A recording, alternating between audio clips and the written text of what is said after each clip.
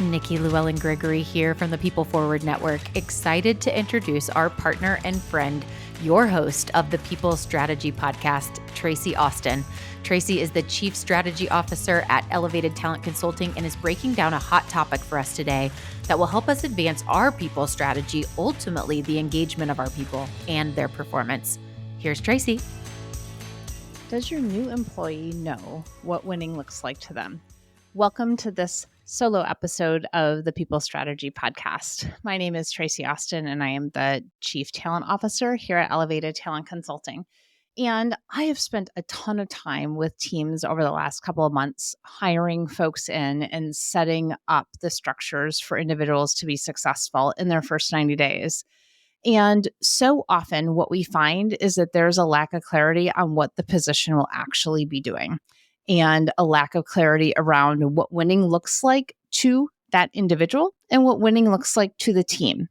And so let me start with a couple of different stories. So we had a client that was hiring a marketing coordinator. And as they started to bring in and hire this marketing coordinator, we utilized the predictive index to ensure that we understand as a team, what will this role be doing? So predictive index is a tool that really allows us to say, hey, what exactly do we need this person to do as far as the behavioral styles? Do they need to be detail oriented? Do they need to influence? Do they need to be really analytical? Do they need to lead the team or lead through the team? Those are just a couple of those examples. And so as this marketing coordinator position came up and, we had a number of folks take this job assessment, and it was someone who had been in the marketing coordinator role in the past, but had shifted into a different position. We had the supervisor over the area take that position, and then we had the operations director take the position. And so with that, we had a couple of different ideas of what this role was. And what was interesting is when we got the results back, we saw, wow, this person actually needs to lead the team and, be a part of the team, really lead through the team. This person needs to be both task focused and people focused. This person needs to be both the change agent and the implementer of change. And I'm going, all right, help me understand what are the exact job duties in this role that you want them to do. And what we found as we started really going through the details of the specifics of the job duties, and some of these were on the job description and some weren't, were really strategically leading the marketing function, really looking at SEO, looking at how are we going to roll these out and creating a marketing strategy. Then, the detail piece is actually doing the SEO, doing that task work on the website. It also came in that, hey, we need this person to be a graphic designer, and yet we also need this person to write email copy. And so what we found with this is we're really asking a ton of this individual that is actually bigger than what one person can do. And so my question back to this team was, what are the highest priorities that are going to move the organization forward to get what the business outcomes are? Because we need to really prioritize what is 80% of this role going to be doing. And that's what we want to focus on so that we can ensure that we bring the right person in. So it's really not graphic design because we can outsource that to another firm. It's really not going to be the high-level strategic marketing piece. This role really is doing the day-to-day email outreach. They are doing the day-to-day, some of the customer service items. They are really understanding and knowing our systems really well, from our website to our email marketing. And so once we got very specific about what that was, we were able to say, okay, here's what clarity in the role looks like, and we can define those in the essential duties. So when we went back to the job description, what we did is we started to write out those essential duties in the job description as SMARTY goals. They were specific, they were measurable, they were actionable, they were realistic based on what else we had in this job description. There was timelines to them, and it tied back to the mission of the organization, and that's what the why is in that SMARTY goal. So what we were able to do with this marketing coordinator role is we were able to align as a team on very specifically what the behaviors were that were needed, but also what the very specific job duties were so that we knew what winning looked like for this role. Now, what we did is we broke that down into what winning looked like from a learning perspective and from a implementation or action perspective, along with a results perspective during their first 90 days, so that there was very clear direction on what they needed to learn, what they needed to do, and what they needed to achieve in order to be successful for themselves and for the organization. And I will name, so often I see this being much more profound in smaller organizations that have not had folks in positions before, or that maybe have had folks in positions, but they haven't worked out and they've turned over quickly. And that was the case here, is that this position has turned over a couple of different times. So how do we ensure that we're getting it right this time and that we're not kitchen sinking all of the job duties into the role itself? And so, as we talked through there, I want to talk about some clarity in the story that I just gave. So, the first item that we did is we set up clarity before the hire. We got really clear with the team on what it was that would make this job successful to the organization and to their business outcomes. And it ended up being that this marketing coordinator was responsible for email marketing, website, SEO. They were getting support in the things that were needed in order to push those out, either from an outside firm or potentially from others inside of the organization. So we set up clarity before the hire to ensure that the individual coming into the role did not feel like they were an octopus being pulled in 8 different directions, that they truly had very specifics that they were hitting. The second thing we did is we set up clarity in the onboarding process. So we named what winning looked like for each week for that individual, but also what are their learn goals? What are the things that they are doing? So their do goals. And then third is what are those achieve goals? When we set up that onboarding plan, we did a couple of different things. One, we looked at adult learning models, and we know as adults, we learn based on grounding ourselves in what we already know and stacking that learning. So instead of saying, hey, you're coming in, you're going to know all these things and be able to grasp on and do it immediately on day one, we said, hey, we know that our orientation is really about getting you ready to learn, and our onboarding is about getting you ready to perform. So our onboarding program will be scaled, so to say, that those first couple of weeks we're doing much more learning than we are performing. And with that, by the time we're done with onboarding, the intent is that you can complete every single thing on that job description. And the longer you're in the role, we're going to increase the proficiency level as to what that expectation is. So that is how we set up clarity in the onboarding. And then it's looking at setting up clarity as priorities change. So I don't know about you, but I know for me and the organizations that we're typically working in, what we see is that priorities change significantly and they change almost all of the time. And so how do we ensure that those priorities that are changing are rolled down to the individual contributors and to the teams that are executing the tasks that allow us to meet what our business goals are? Because otherwise, if we don't feel like we're winning at the end of the day, are we as engaged? And the answer is no. So what we're specifically doing is we're saying, hey, as priorities change, this is how we're going to communicate those to you. But we're also saying very upfront, your job, these are the top 3 priorities of the things that you are doing that are going to be 80% of your work that is also going to get us to those key results. And then we look at how do we set up clarity as aligned to the personal, team, leadership, and organizational goals. So as we're setting up clarity around who is the right person to come into this organization in this role, we also want to align that to what the performance expectations are so that they know what winning looks like. So we utilize two types of scorecards. One is we are creating a scorecard for every single position that we're hiring into the organization. And when we do that, we're utilizing a couple of items for that. One is we're utilizing predictive index.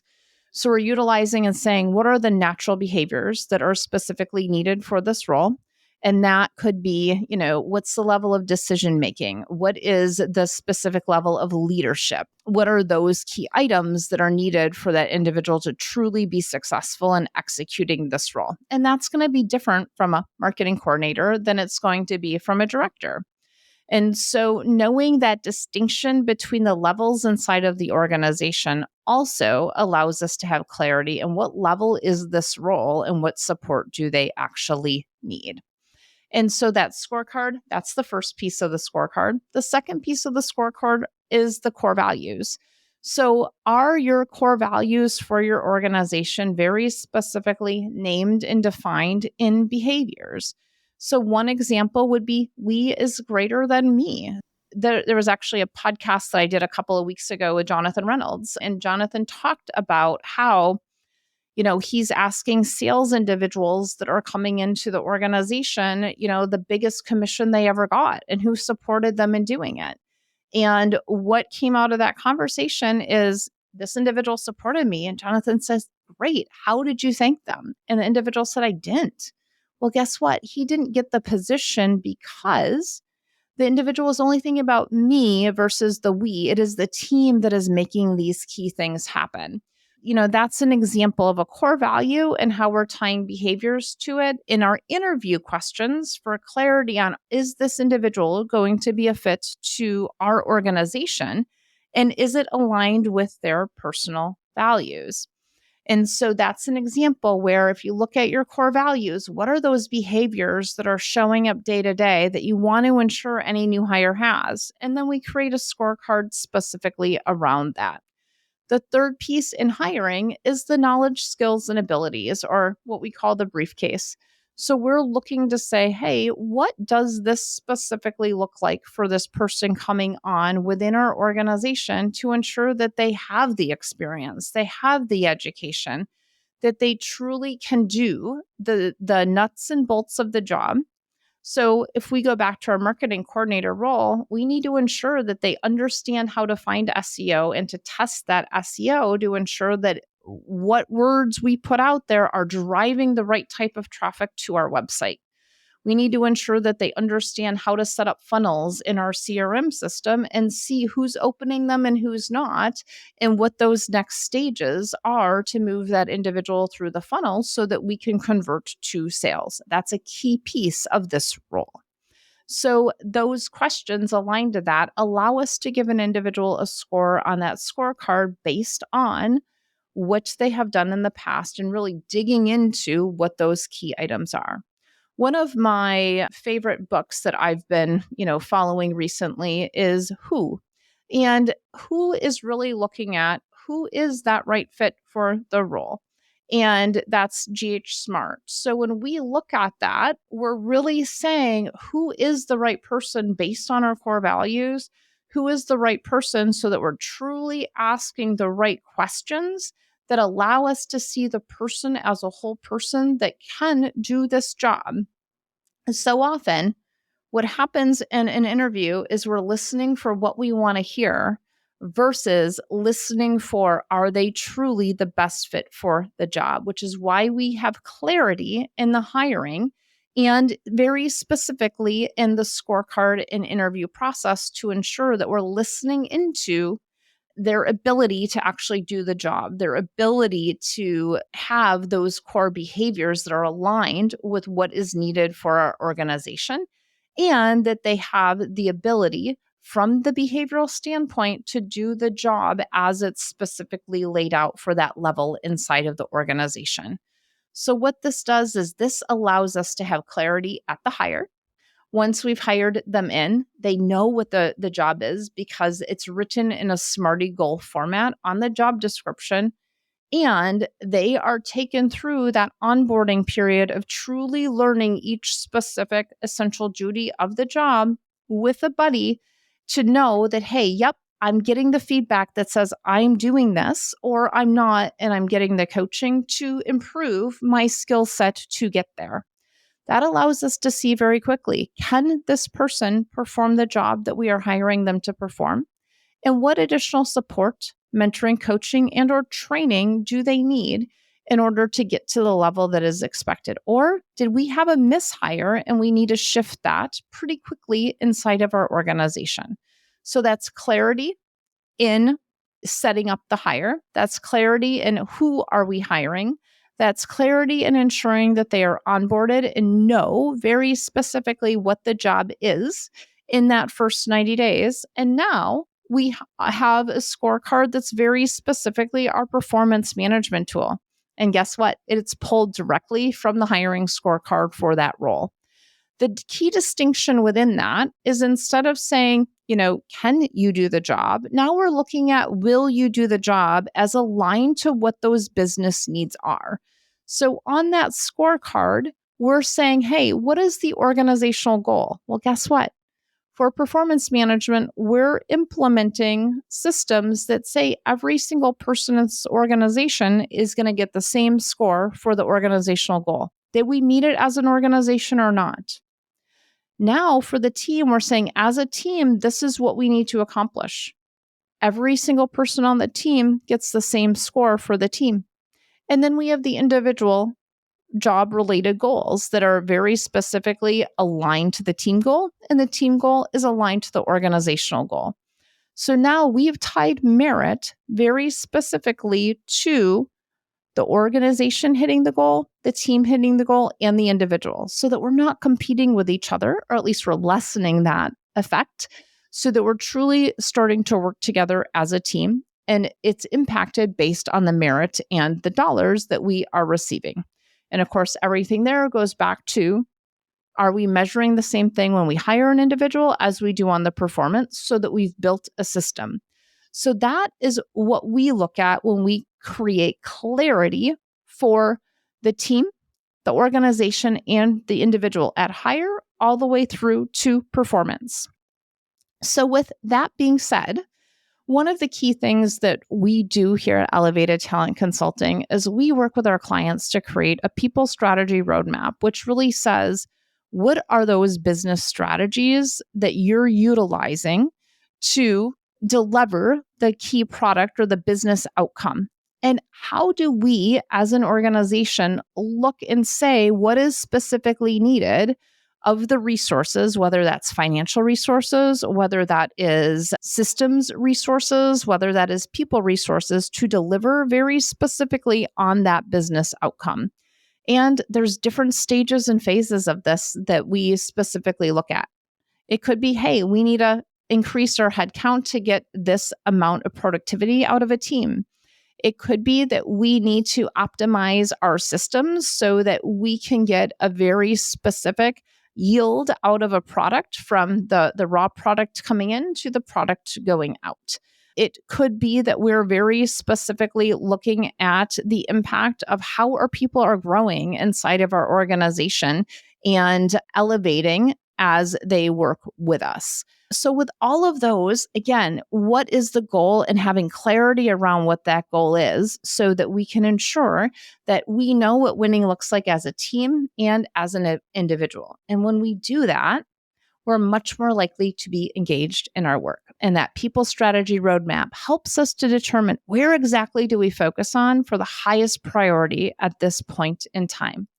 So with that, thank you so much for listening into our podcast this week. And we run a monthly people strategy roadmap webinar. So if you're interested in saying, I'm really curious about, how do I start to pull the levers to get the right people in the right role? How do I start to pull the levers to ensure my leaders are leading folks the way they need to be led? Join us for our next people strategy roadmap webinar. Have a great day.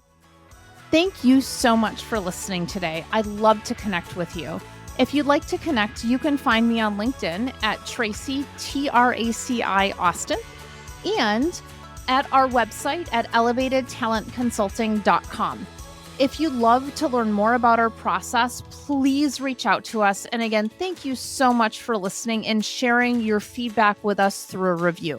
Have a fantastic day.